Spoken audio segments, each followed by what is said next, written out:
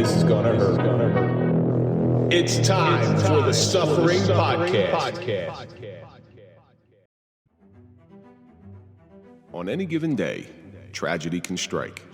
Frequently, it comes without any signs or warnings. Before you know it, you're in the thick of things, and you have to rely on your instinctual reactions to pull you through. Planning for trauma is like planning for death. You always know there is a distinct possibility, but you're never sure when, where, or how it's going to happen. You do the best you can to make sure that everything is in place to survive another day. After a traumatic incident, there is always room for improvement, but only after you've gone through can you start to see the holes in how you prepared. For those who have survived, it is their job to prepare the next generation. I'm Kevin Donaldson here with Mike Failce, and on this episode of the Suffering Podcast, we welcome Mike Arena to talk about the suffering of officer-involved shootings. Mike knows all too well about the trials and tribulations once that happens. Mike, I think both Mike's here now. yes, unfortunate. It's an unfortunate thing, but Mike, thanks so much for coming all this way. We got South Jersey blood in the house. Nah, I appreciate you guys having me, and South Jersey where it's at, and just gonna throw that one out there. It's definitely pork roll. I'm not gonna go on that. Thank you. Finally. Until it comes to high school football, North Jersey is where it's at. I don't know. Holy Spirit was parochial champs for a long time. That's my high school. Yeah, Southern Regional Rams, man. I got to stick with it, dude. I'm sorry. Seton Hall Prep, Bergen Catholic, Don Bosco, Yeah, but they Paramus Catholic. they recruit. Like 35 at 35 grand a year Right, for high school. Not for football players. That's why your taxes are like 20 grand up here. Before we go any further, let's throw a big shout out to our marquee sponsor. That's Toyota of Hackensack. We don't trust anybody as officers, but we do trust Toyota of Hackensack, and we all have a guy as police officers. Like, hey, who's your guy for? Who's your car guy? I'm a car guy, but Yeah. hey, cops got guys for everything. Yes, I got a yes. guy. Well, I got a guy. What do you need? Our I got a guy is Toyota of Hackensack, so go to toyotahackensack.com. Let them find you a car. So, Mike, every week we take a question from our audience. This week's question comes from Carly76. Since you've retired, Right. what brings you joy? And I thought this was an interesting question because if you were a police officer the same way Mike and I were, that job brought us a lot of joy. It brought us a lot of pain too, but it brought us a lot of joy. And when you retire, especially right after you retire, you're like, what do I do now? Yeah. So since you retire, what brings you joy? So, like you said, when you're a cop, a lot of things bring you joy. Helping people brings you joy. That's what we all got into this job to be able to do. And since my retirement, I'm actually starting a nonprofit. It's called the Officer Support Initiative, and that brings me the most joy.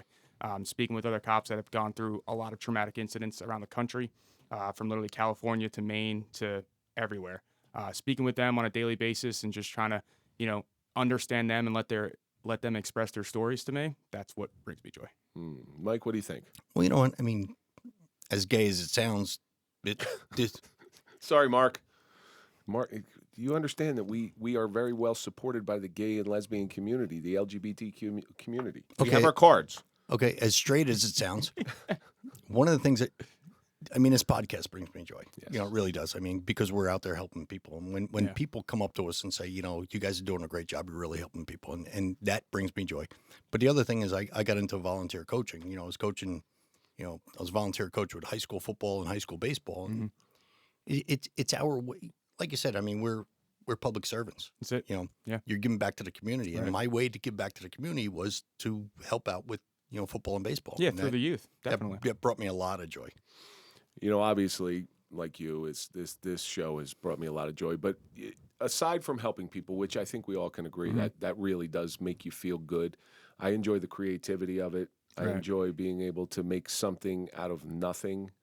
And, listen, there's three people sitting around a table who've never met face-to-face before, and we're trying to put out some information that's going to be valuable to somebody else. So you're basically making something out of nothing. And I think that's pretty cool. But, Yeah. we spoke about it on our Instagram Live, and thank you for joining in on our Instagram Live. Got it. As you were driving. Yeah, it was that interesting advertisement that was put out. We talked about that. Mike and I both had the opportunity to just somebody reaching out, random person reaching out. And, whenever times get tough and stuff starts bringing you down and you're like, why the heck am I working my ass off? Why am I doing this stuff? That's why. Yeah. That one thing. And I'm sure you're getting that with That reward. Yeah. That, just a constant grind. You're always like, is something going to come out of this? Is something going to come out of this? And then you get that phone call from somebody, and you're like, everything's well worth it. Yeah. Well, you know, Kevin, I mean, we talk about it all the time, like Gene Halberger. Remember the first time he came in, his shoulders were down, and next time he came in, he was, upright, and because he got it off his chest. You can tell a lot from somebody from just their body language. Absolutely. That's why we don't do Zoom, any kind of video or Zoom I love that about that. I love that about this. Because you guys get up close and in person with the you got to read someone. Yeah. You got to read someone and see like where they're at in their head. Definitely. Well, we had a discussion about that when we first made contact with each other through Frankie from Street Cop Training. Yeah. And I explained it to him, and we've had the opportunity to get certain guests on here through Zoom, but I've done the Zoom podcast. I don't like it. I'll do it when it's necessary, but you cut people off. Right. I can see when you're about to speak. I can watch you taking a breath, and okay, it's my turn to shut up. And we could see when you're feeling down, and you can really read that emotion off somebody. And you're also able to pull things out of people. Remember we did that one Zoom podcast when we were down in Florida? With Lynn and Will. Yeah. Lynn and Will. It wasn't Will and Grace. It kept coming in and going out. Yeah. Coming in and going out. Yeah, you got like that delay sometimes. Listen, they're great people, and they have a great podcast. Don't get me wrong. I mean, I listen to them all the time, but it was a nightmare. Yeah. Not to mention we were exhausted. So, Carly, thank you. And it was the only nice day in Florida, too. Yeah, we were stuck doing it was the only day we could wear shorts. Carly, thank you so much for sending that one in. Keep sending in your questions, and we will try to get them on the air. So I looked into you quite a bit, looked through your – it's just like every guest that comes here. Basically what I do is I look at your social media, because social media is going to tell me the narrative that you want to say, and then I'll go in and do the Google search just like everybody else. But I want you to tell our audience a little bit about yourself. Yeah, so my name's Mike Arena. I'm 31 years old. I'm from Manahawkin, New Jersey. Go South Jersey. Yes. You're not an Eagles fan too, are you? No, I'm a Giant fan, Ranger fan, Yankee fan. Sorry, pal. All right, get out. Yeah. Giant fan, and you're in South Jersey? Yeah, man. It's like we flip-flopped. And a Yankee fan. And a Ranger fan. Like you're not a Flyer fan, are you? Of course. Oh man, your heart gets broken every year. I'm sorry. Well, one of my good friends used to play for the Flyers. So all right. That's one of the. That's understandable. Mike knows exactly who I'm talking about. Adam Bird. Right. But and my mother. So one of the guys that lives down there is Dave Schultz. I don't know if you know who Dave Schultz was. I do not know. Dave Schultz has the record for the most penalty box time. As a matter of fact, he sang a song, the penalty box. He was with the Broad Street Bullies. Broad Street Bullies. So he's a legendary fighter. He's the one who protected Bobby Clark in the Flyers. So my mom actually does his hair. Oh, there you go. And I walk in one day, and there's Dave Schultz, one of the toughest men in hockey, getting a pedicure. Really? And I looked at him, and he's such a genuinely nice guy. Right. I go, and I walk in playing penalty box on my phone. If you look, you got to look it up. So look it up, Dave Schultz penalty box. It's kind of a funny song. Yeah. And I mean, those hockey skates got to do a lot to your toenails. So now that they retired, they're going to get pedicures. And he's always smiling too. I'm like, what happened to Dave Schultz? Dave the Hammer. He left it all on the ice, man. That's it. I guess. So you other than being a New York fan, which I don't know about that one. We're gonna have to work on that. Give it some time. You'll like it in a little bit. So you grew up in Manahawkin. So Yeah. Spent time where? So did you go to the LBI section? Yeah. So Manahawkin is literally like 2 miles away from LBI. So I just With grew the up on worst beach. strawberry flies in the planet. Yes, they're bad, especially with like the west wind and everything like that. It's a killer right there. We don't have them in North Jersey beaches. Yeah, it's because the only thing around here is like hills and trees. You go to like Point Pleasant, Belmar. We don't have those strawberry flies. No, so the LBI's got the greenheads. Yeah. Greenheads are bad in themselves. The strawberry flies in Manahawkin, they'll eat you alive. Definitely. Yeah. Definitely.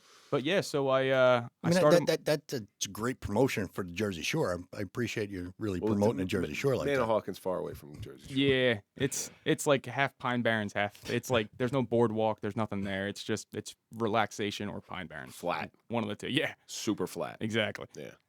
So how was it growing up in Manahawkin? It was good. I loved it. I literally I love growing up there. Played high school football there. It's a very, very small, quiet town. Everybody knows everybody, which is a good and a bad thing. I mean, I'm sure you guys understand that. You just go to the supermarket, you see 5 people you know, whoever you graduated high school with, or whatever the case may be. It's one of those towns that nobody leaves.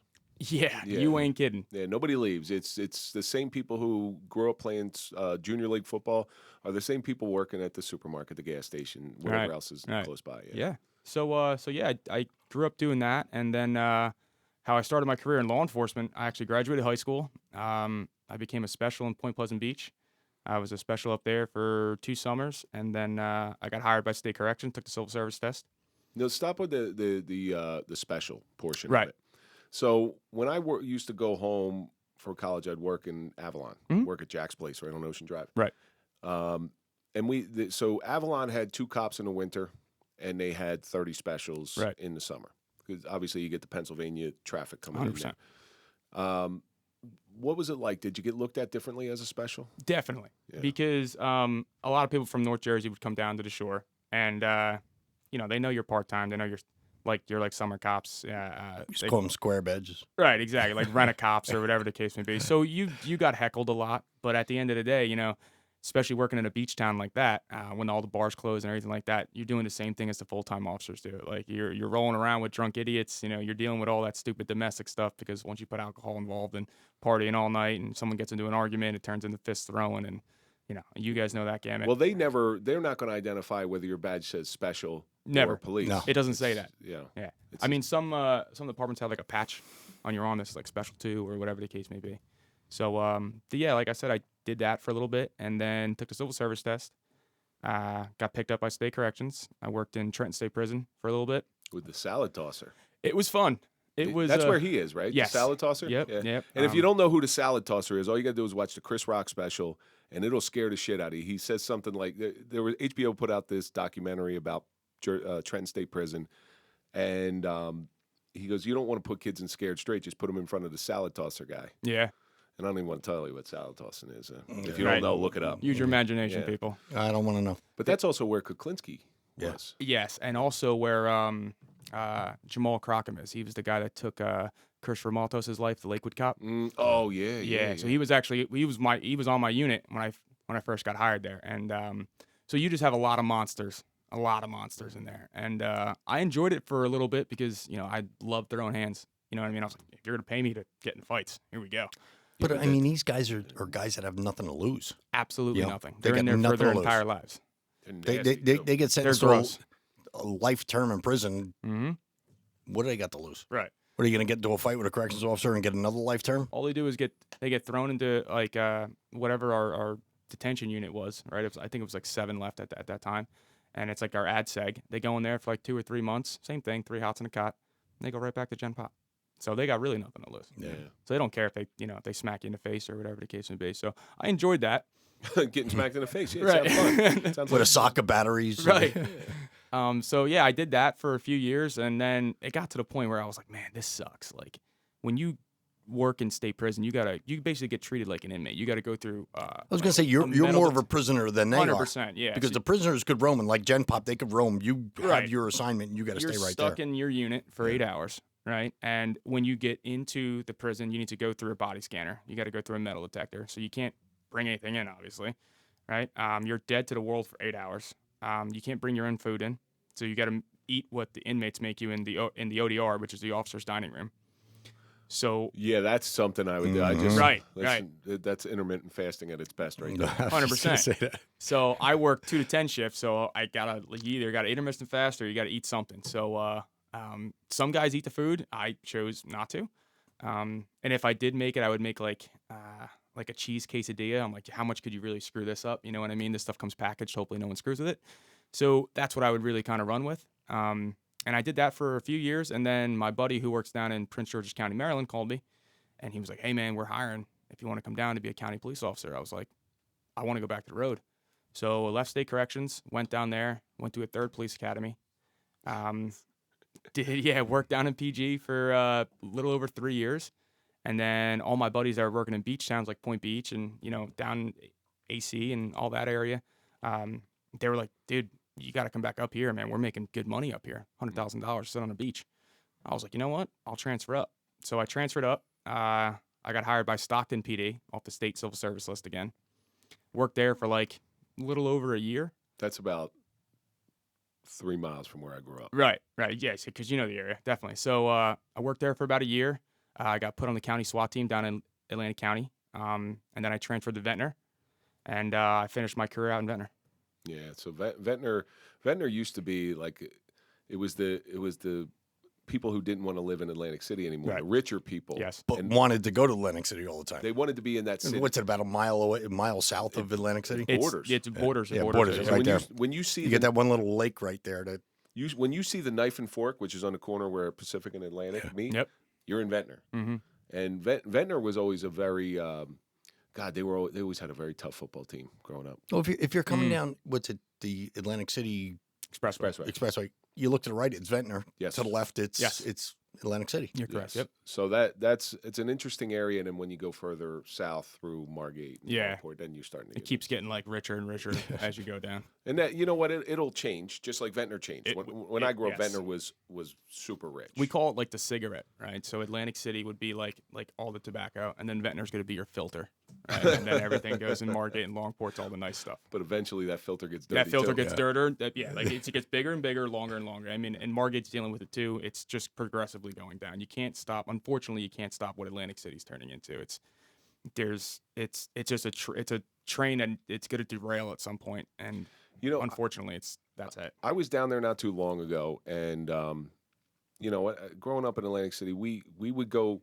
It was different when I was a kid. Like, we used to ride down Pacific Avenue and look at the hookers. Well, the hookers aren't really there anymore because they don't need to be out on the Right. street.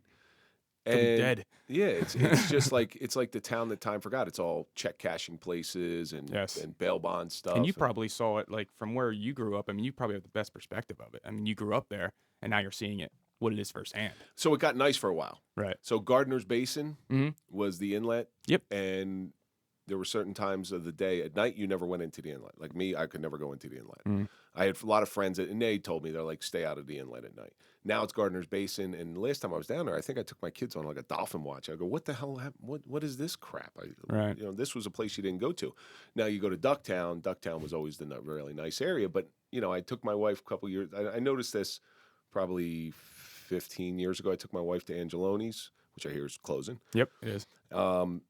I took my wife to Angeloni's on Georgia Avenue, and I couldn't believe it. Like Nicky Scarfo's house, there's people out on the stoop drinking. I go, what the hell is going on here? And, I follow South Jersey news, but I know Ventnor is the same way. I'm starting to read more and more stuff about Ventnor. Yeah, it is. That filter, like you said, is just it's getting clogged, and it's unfortunate because Ventnor is a nice place, and they do have a lot of nice residents. My cousin actually lives there, and it's just unfortunate what it's turning into. It's like the residents of Atlantic City know that they can prey on the people of Ventnor. It's like, there's nothing in Atlantic City anymore because, everybody's just either locking their doors or their car's been stolen 25 times and all their windows are blown out anyway. So let's just go start stealing cars, robbing people, burglarizing houses. So Kev, you said you used to ride down the street on your bike looking at hookers? Not my bike. We were in a car. You were looking at hookers. Yeah, we were looking at hookers. You were just looking.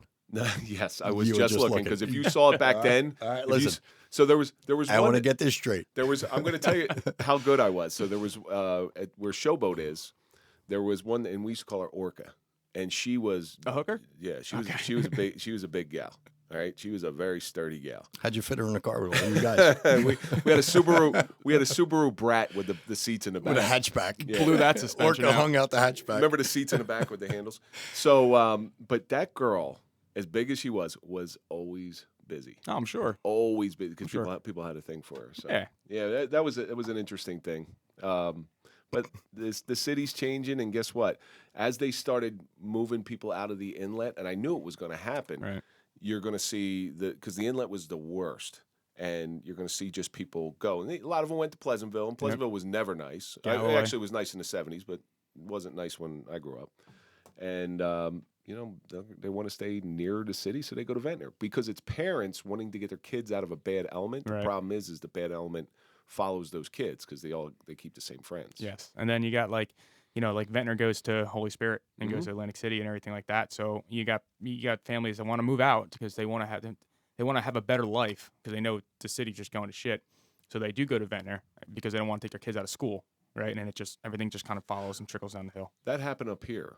So you have the inner cities and really good people. There's a lot of good people in the inner cities. Yeah, of course. First of all, I want to state that very clearly. But there's a lot of garbage as well. And the parents wanted a better life for their kids. the only affordable housing they could get is out in the Poconos. They could get a house for like $75,000, Right. $60,000. So they would move out there trying to do the right Mhm. thing. The problem is the bad element that was hanging around their kids Would went go out there out to there, visit. yes. And it was a big problem. And Well, then- see, that's the thing in the Poconos, because, you know, my ex-in-laws had a house up there, and you see it all the time. You get these kids that, you know, these suburban kids, they move up to the Poconos with their parents. They kept the same friends. Mhm. Now the parents are still working in the New York, New Jersey area. Mhm. They're out of the house for 12, 15 hours a day. Yeah, they don't know what's So going they on. went up to the Pocono house, Yep. and That's exactly what happened. You hit the nail right on the head, and it's an unfortunate scenario, Yeah. but it happens way too often. So when you got into police work, when you wanted to get into police work, you always wanted to be a street cop, or is there a specialty that you wanted to get involved in? To be honest, I never really wanted to be a cop at all. You know what I mean? I'm pretty sure you guys have heard that before. Well, that's me. Brett, That's I've me. never wanted to be a cop. It was just something that one of my buddies who still works in Point Pleasant Beach to this day was like, dude, you should just come up here, man. Just work a summer or two here, see how you like it. You know, I feel like you'd be good at it. And I started, and I was like, hey, you know what? I am pretty good at this. You know, and then I was like, you know what? Let's do corrections, because that seems fun at the time. I mean, I was way wrong, but I was like, yeah, that's great. Well, what year are you talking about when you got onto corrections? So I graduated the Corrections Academy in 2012. Okay. and how old were you, though? I was 20. I was going to say you were So young. 20, Yeah, but that's a home run because you're in the pension Yeah, you're system. in the Yeah, pension I system, started yeah. as a special when I was 19, and then I started in the pension when I was 20. Yeah. Wow, so that's a big deal. Like Yeah. that's a really, really big deal. Mhm. And support for the Suffering Podcast is brought to you by Manscaped, who's the best in men's below the waist grooming. Their products are precision-engineered tools for your family jewels. Manscaped Performance Package is the ultimate men's hygiene bundle. Inside the package, you'll find the Lawnmower 4.0, Weed Whacker Ear, Nose, Hair Trimmer, and the Crop Preserver Ball Deodorant. And we also got the Crop Reviver Ball Toner. This thing is a life changer. Along with that, boxer briefs. I'm going to tell you what, these are like high quality boxer briefs, and this is no joke. I'm not saying this just They because really are. Manscaped sent it to us. These are nice. My boys are going to be quite happy in there. You can't tell Kevin's wearing them under the table right now. And we also have a nice travel package. Join over 8 million men worldwide who trust Manscaped with this exclusive offer just for you. 20% off and free worldwide shipping with the code TSP at manscaped.com. Jesus Christ, that's a lot of balls. You know, it's a good selling point with police. It's like, hey, you got a pension, you got benefits, the pay is good. Yeah. So there's a lot to be sold on it. But the You tell a liability- 20-year-old kid that, they're like, yes. Yeah, right. You're looking for a job. You want that brass ring at the end when you hit top pay. Right. And now the top pays are so spread out now, it's even scarier. But I know. There's a department I just heard a couple months ago. Was it 191 that's up here? Bergen County is the highest paid in Yeah. all of New Jersey. yeah, I heard Edison's 191. Edison's messed up. Edison, yeah. You could take that one. 190. Listen, I'll I go. heard I'll go, up to, 191. I'll go up to Alpine, which is like the richest town in all of New Jersey. Those cops are probably making the same money, and they don't do anything. I Yeah. drive a 2022 vehicle, Mhm. and I drive a decent vehicle. If I drove my vehicle through Alpine, the cops would stop me. It's Really? happened. Really? Yeah. Why? Because it's not like a $200,000 Mercedes? They know everybody. Oh, it's that close knit. They know everybody, and they're ultra rich, and I'm not ultra rich. Right. Well, I started my career in the Bergen County Sheriff's Department. We used to have to go serve process papers up in Alpine. You had to go to the police department there because there's no numbers on the house. They'd put a police officer in your car, and you'd say, "I got to What? go to this person's house," and they'd bring you down the road. Okay, make a right here, make a left there, and that's their house there. And walk up Damn. this long driveway. That's where Eddie Murphy used to live. Yeah, Mike Tyson, Wow. Mike Tyson, yeah. That's CC Sabathia. Hey, well, the rich, that's it. I mean, I guess if you can afford, chauffeur service like that, I mean, I can imagine what the taxes are up there. oh god, the taxes. 30 grand? for an average house. Right. For an Damn. average house. Yeah, but I always say that if your house is 30 grand, that means you're making millions of dollars because you could have bought that house. Yeah. You know, So what was the draw to police work, especially when you got on the road? The draw was the adrenaline rush, and the draw was it's cliche as it's going to sound. It was just being out there and helping people. I've always kind of been that person growing up. I've always been the person that's, something goes on in school or like something like that. Like, hey man, call Mike. Mike will take care of it. If you need something, give me a call. I'll come. helping move a couch or whatever the case may be. I was always that person growing up, and I found that niche in police work. You know, going to somebody's worst day, multiple times a day. I found that to be rewarding, and that's what really kept me in it, and that's what really hurt when I walked away. Now, did any of those calls that you went on, I imagine in your departments, I know Prince George isn't the best of areas. No, it's a shithole too. It went from literally like state prison and then state prison without the bars. And then you went to Stockton, which was babysitting. Unbelievable climate change, and I was tearing my hair out. Great people at Stockton. You know, there's very good officers there, but I was just pulling my hair out. It just wasn't working. Well, I know people who transfer, and this happens a lot. When people transfer from the inner cities, the pay in the suburbs is better. Mm-hmm. They transfer from the inner cities, going to the suburbs, and I know they go back.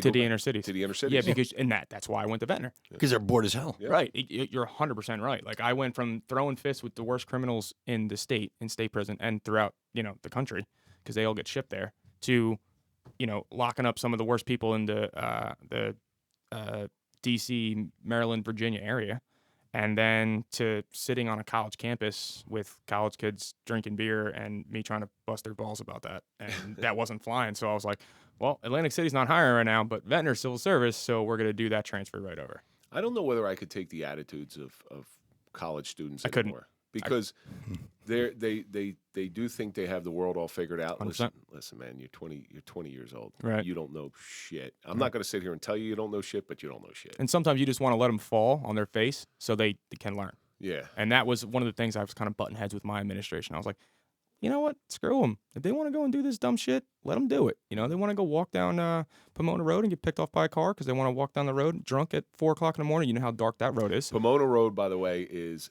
like there are no street lights. There is nothing. It's ridiculous. The cars just fly down there. Yeah. It's like Frogger, and especially all the deer that are down there. It's like, so I'm like, you know what?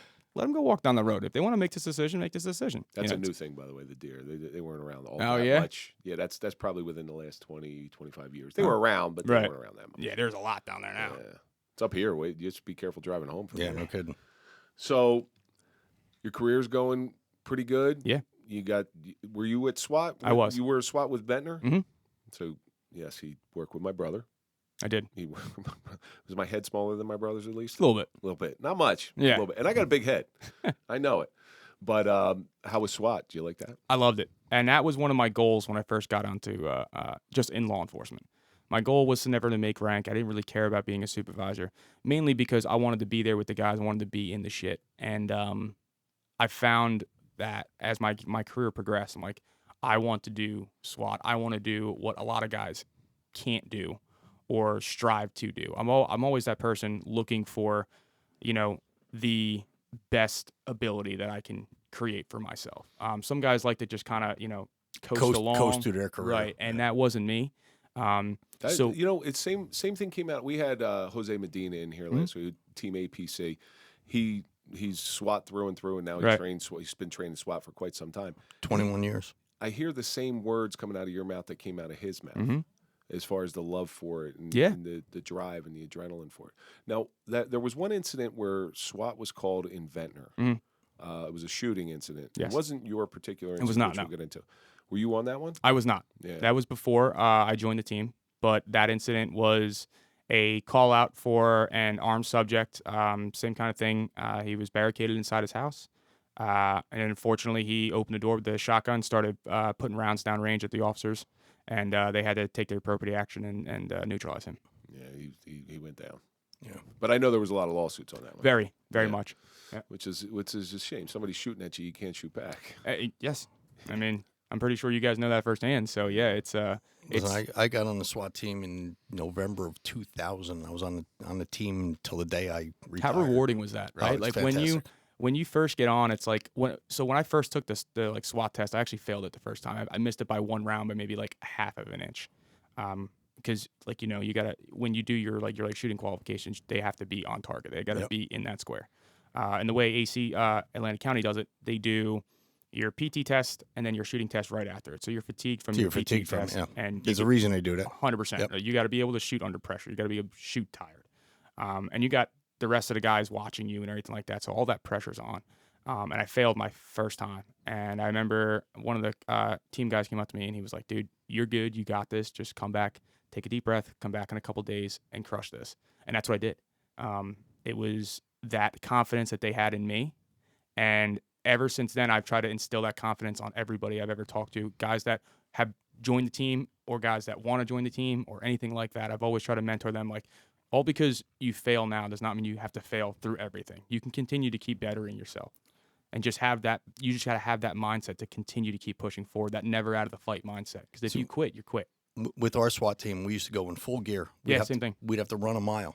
Mm-hmm. And then we do the reverse qualifying course. We go up to handgun retention. Right, yep. You know, and then 3-yard line, 5-yard line, 10-yard line. It's the same thing, yep. And you had to pass that. Yeah, and we had to do it. Running a full mile in your gear. full gear. Have to, yep. And then come back and fight. So our PT test was a mile, full gear, jump a 6-foot fence, do a 200-pound dummy drag, the sledgehammer hit.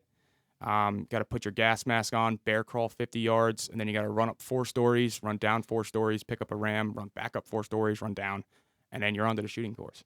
And same thing, you're up at weapons retention, and you're going back 5 yards under time. And it wasn't like, okay, you know, now I'm going to move back to the 5. It was like, you know, you went handgun retention, and then 3-yard line, and then 5-yard line, yes. and it was like rapid, snap. Rapid, and you there's like, I tell all the guys, it's two-handed point shooting from inside of like the 12-yard line. Like, if you're looking for your sights, you're going to run out of time. Like, you need to be that accurate. Grab onto your front sight and go. That's it, right? But that was something of a purpose to you, and you stayed there until you left the job, correct? You stay with SWAT? No. So we wound up having like manpower issues. So I just want to come off the team. Of course, that's just manpower issues, right? Unfortunately, that's taken away from services like SWAT that are really needed. So then we get into your reason why you're here today. Mm-hmm. So why don't you tell us about this shooting? Yeah. So like I said, I was about 10 years on the job at the time. It was August 6th, 2020. That's actually my brother's birthday. Oh, is it? So it was, and I've said this before, it was kind of like a normal day. And I know everybody kind of says that when traumatic shit happens. They all start off It's crazy, right? Slow, right? Right.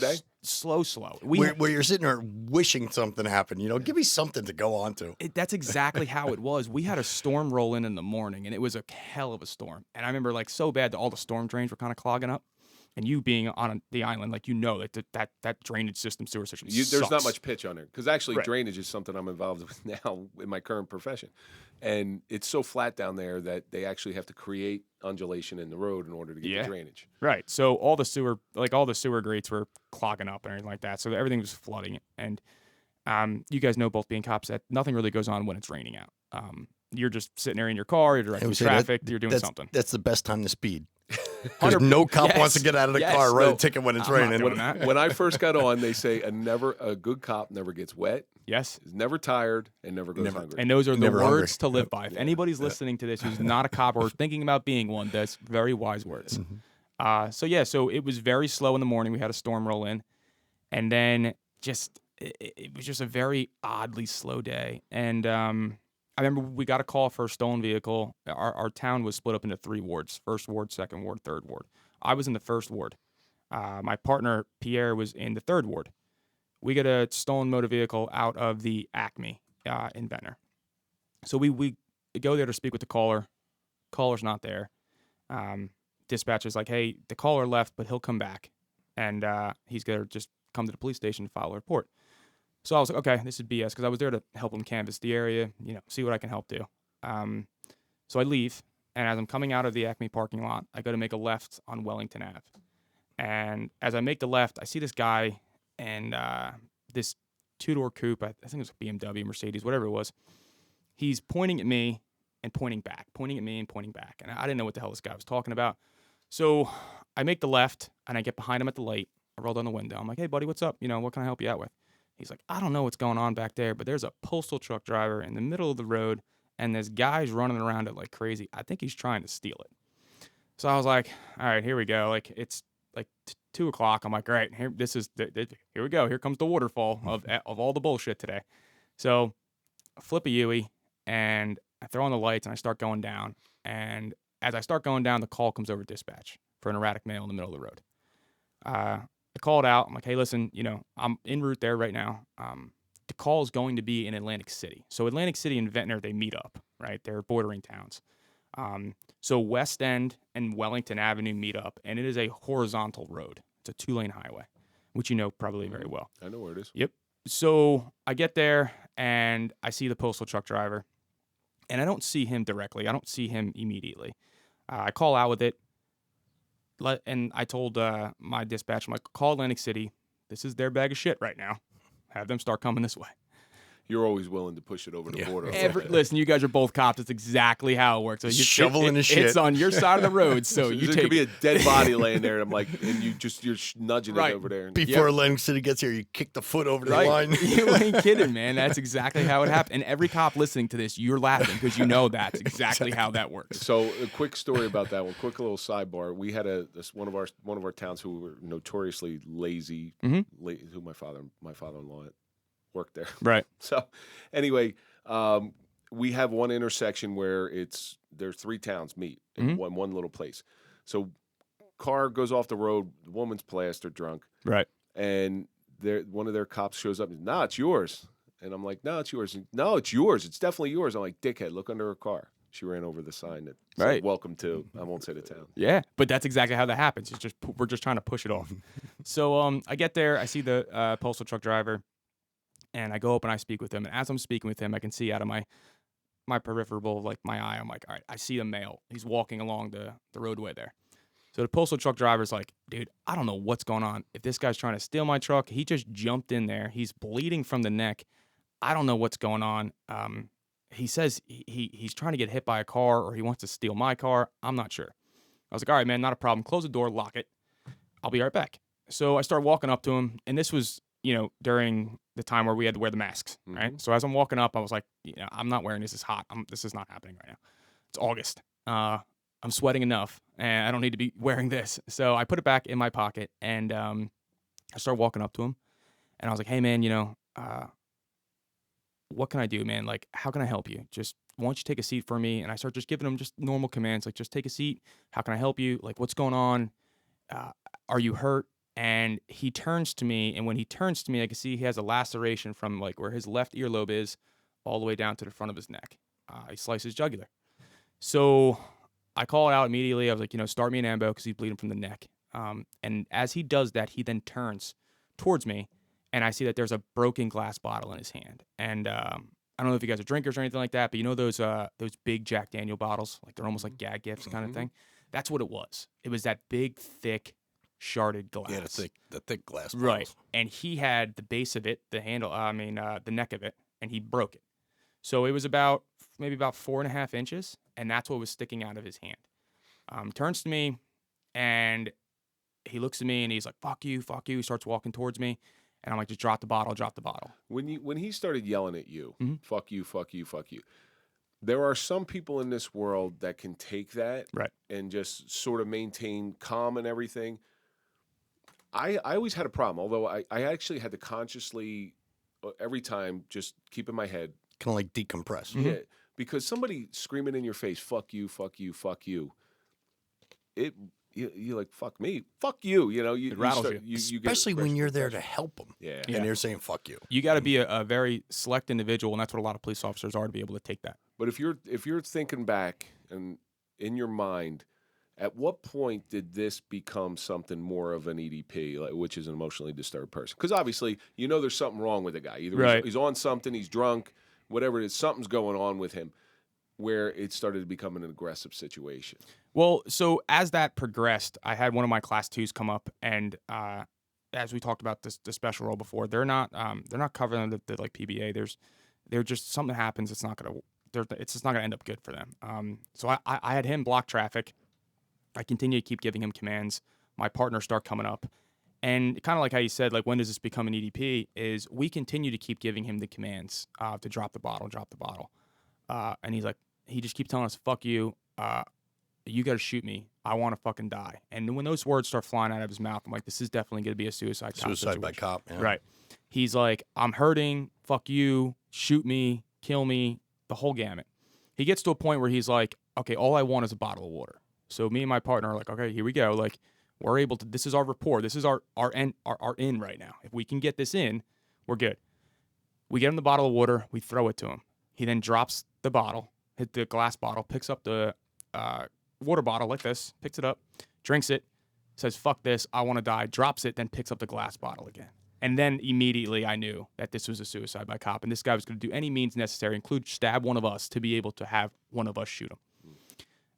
So we go through that for right around about 10 minutes of just constantly telling him to drop the bottle. There's a guy on YouTube that I was telling you guys about. He counted it 228 times. I personally told him to drop the bottle. I watched the video, and I was going to start trying to count. Right. Just 228 times. Yep. So, at the end here, we'll play a little clip of it just so everybody understands. But if I were to play the whole clip, it would just be you telling him, drop the bottle. Drop the bottle. We're going to get you for help. 12 and a half minutes. We'll get you. Drop the bottle. We're going to get you. We're going to get you help. Mm-hmm. And you did everything right. Like you weren't aggressive with him. You didn't escalate the situation. Right. You called for backup. You called for an ambulance. Mm-hmm. Like you hit all the markers, and that's really important. Because it's a stressful situation. It's right. a high stress situation. You know, shit at any moment is going to go sideways. Yeah. Now you keep giving him demands. Did he show any signs of lucidity? Absolutely not. He just kept coming and coming and coming, and it was to the point where, we get behind one of the vehicles, and I turn him to my partner. He's maybe about 2-3 yards away from me, and I tell him, I was like, "Jimmy, listen, if we got to take this shot, we got to move him to the left because West End and Wellington Ave, like I said, it's a horizontal 2-lane road, so we have traffic blocked off at both ends. So we can't take this shot going horizontally. If one of us misses, that round's going to continue downrange. The round doesn't stop right, after the target. 100%. Yeah. So a 9mm travels anywhere like close to about 1,200 feet per second. So if one of us miss, God forbid, that round's going to continue downrange. We have both traffic blocked in both directions. You have cops on either side. So we need to be accurate if we got to take this shot. And that's where my SWAT training came in, 100%. So I tell my partner we got to move him towards the backstop to use the bay as a backstop. Unfortunately, we don't get to that position. He keeps pushing us to not be able to do that. Atlantic City does show up finally, and they have taser. I'm sure you guys saw it. They go to deploy the taser. Taser doesn't work. If you guys know tasers, you know that if they're charged, they will have like that 0-0 that come up. You watch that video, nothing happens. I don't know if it's a responsibility issue on them to not charge tasers. That's above my pay grade.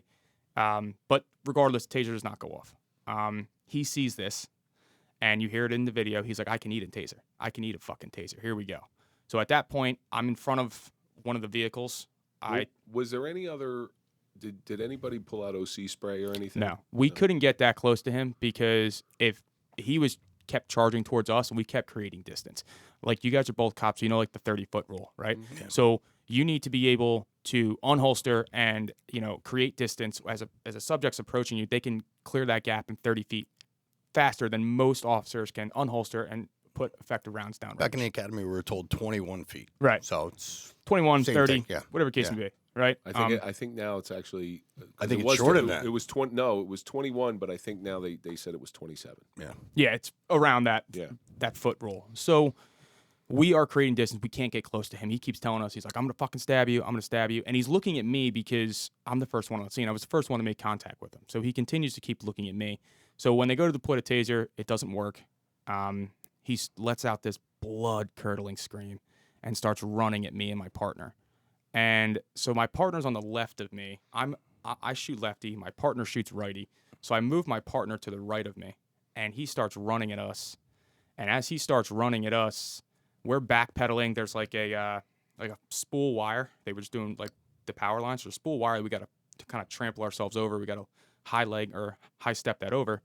And he's coming at us, running at us. We're backpedaling. And as we're backpedaling, creating distance, a civilian opens the door. I saw that. I saw that in the video. They open the door, and he gets out. So we go for about what's the length of like a shoulder? 5 feet, 5.5 feet, whatever it is, 6 feet, depending on where it is. Yeah. So he opens the door, so that cuts that in half. So now, as he's chasing towards us with a broken bottle, telling us he's going to stab us, we're backpedaling, and now we have a civilian who then cuts that 5.5, 6 foot gap in half. Now we need to make sure our rounds are accurate. So I want everybody to think about for a moment all these things that you have to deal with. Going through your mind all in a split second. And on top of, like, if you watch it, there is officers in the background, and I'm screaming at them to get out of that view, And you Crossfire situation. Right. You can actually watch them trickle from behind him, because if one of us missed these rounds, like we just talked about, that round's going to continue and travel. So you have to. So your primary concern is yourself, obviously. Then I don't. You want to go home to your family. Right. All right. So you got to watch out for your safety. Then you got this EDP over here that needs some help, some serious help. But now there's a dangerous situation, so you have to look out for your safety and the officer's safety around.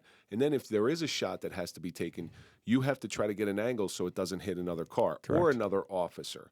And all this while making sure that you're in communication with dispatch and you're in communication with the officers and making sure your angles are right. Is it going to be a justified shoot in this? And so when stuff goes wrong in shootings and you got to sit in front of a grand jury, this is all the stuff that comes out. And you'll get some stupid questions, too, like, why don't you shoot him in the leg? Why don't you shoot him in the arm? Because the grand jury has months to deliberate over something that took you have a split second. Split second to make a decision that you have so many lives that you are responsible for at that time. And we also and here's the biggest responsibility. That bullet leaves that gun, it's on you. 100%. Yep. You are liable for every round that comes out of that chamber. Correct. And that's a lot of cops that are listening to this know that, but there are some that don't understand that. No matter what, if that round travels through that person and hits somebody else, like a 3-year-old in the back of the head, you need to know your backstop and beyond. Right? It's big SWAT thing. You go to the range, you shoot the paper targets, and there's a big sand hill behind it. Your bullet stops right there. Out on the street, your bullet don't stop. Exactly, and that's why cops carry hollow points. You're dating yourself, man. Yeah, you got that right. Oh, there's still big berms in the back. No, there's up here. There are no more. The last. What are they all indoors? The last outdoor range was the one that I qualified at in Caldwell. By the old jail. You guys are Richie Rich up here. No, it's just there's no room left. Oh, that's true, too. There's no room left for that stuff. I haven't qualified in over 7 years. So. Yeah. When I changed a little bit. First qualified, and it didn't matter. So it's nice now indoor ranges because now you qualify under controlled conditions. Before, if it was raining, you wore a poncho. That's what it that's what was on the team. We had to. What was it? Every 6 months. So it was in the winter, in the summer. Yep. Right. And we also used to have to start at the 75 in a prone. Okay. Yeah. With your rifle? No. With your handgun? With your hand, or was it 50? Just to see. Was it 75 or 50? I would think it'd be 50. That was 50. It was 50. Yeah, we used to do 50 in a prone. And just to see if you were able to. No, they would score that. They would score it. Damn. They would score it. Yeah, it was no joke. Wow. Not to say that, but I'm not taking a 50-yard shot. You should not. If an officer takes, and like you guys both have cops, you know that. But if an officer takes a shot from 25 yards. You better be on point. Well, the other thing is, too, your max. You qualify with your off-duty weapon.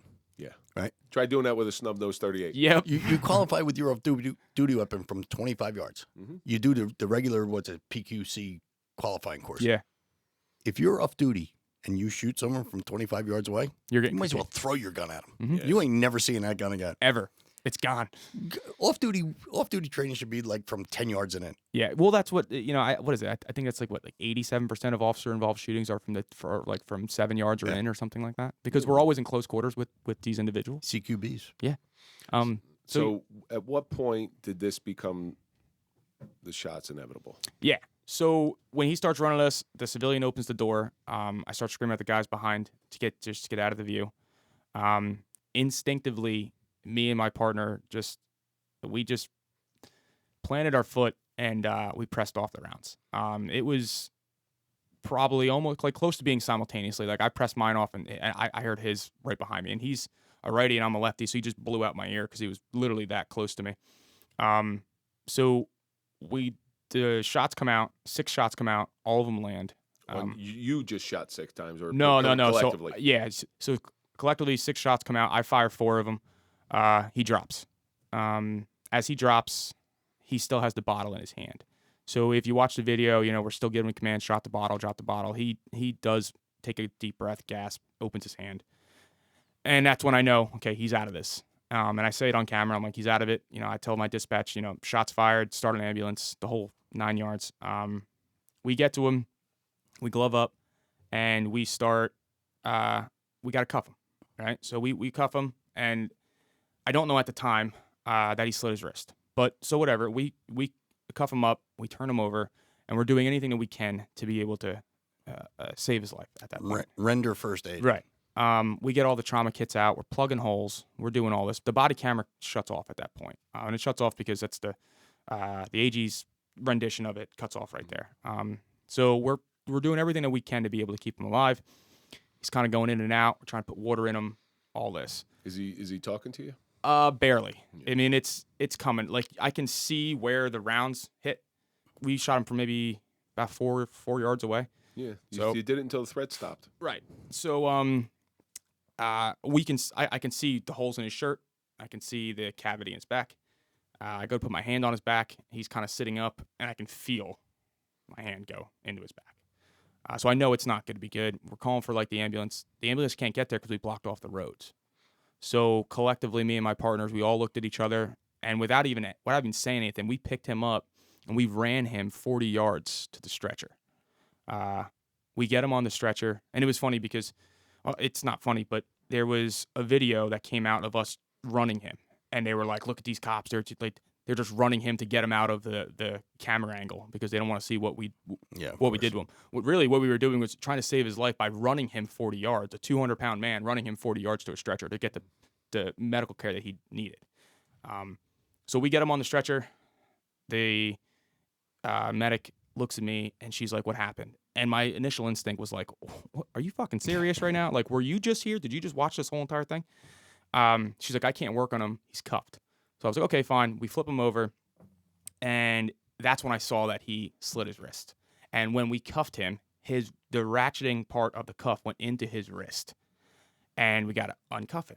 So as I'm trying to get the cuff key in there, all of his flesh and blood is coagulated inside the cuff key, so I can't get it out.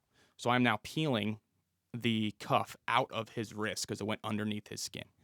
I was able to finally get it off, threw it to the side. They took him off to the ambulance. They took him off in the ambulance to ACMC, and that was the last I saw of him. So when did he die? He died on the way. He died on the way there. Yeah. So what I want to do, and again, this is going to be another one of those episodes where we're going to catch a lot of crap. You know what? You're going to do this again, aren't you? I have to because what happens next and your troubles that happen next pertain to a lot with your incident. And it's something that is heart-wrenching. Taking somebody's life is heart-wrenching enough. Yeah. What you went through is stressful, and it just adds on top of already a bad situation.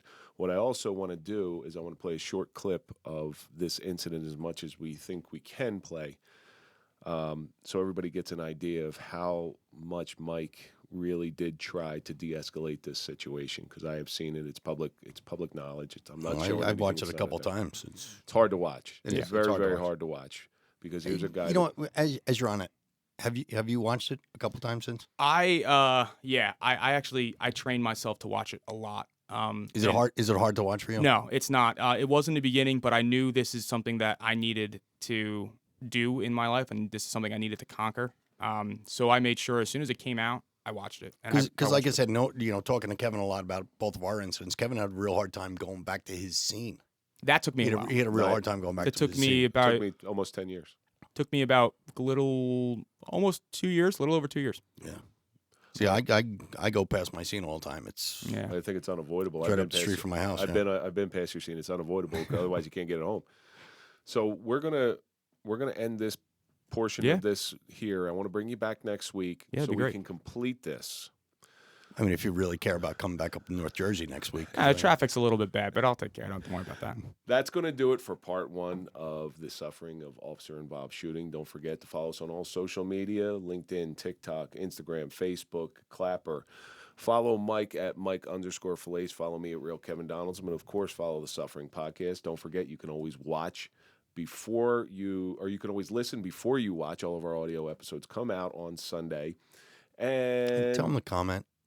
Please comment, because we do read everyone. And don't forget, go to popple.com for a digital business card. Put in TSP20 for a 20% discount.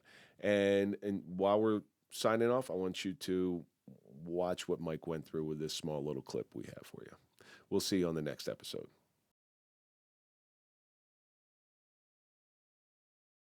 Behind me, grab this one. Yo, we don't want to do this, man. Stop. Stop. Stop. Stop. Stop. Stop. Drop it! Drop the bottle! Drop it!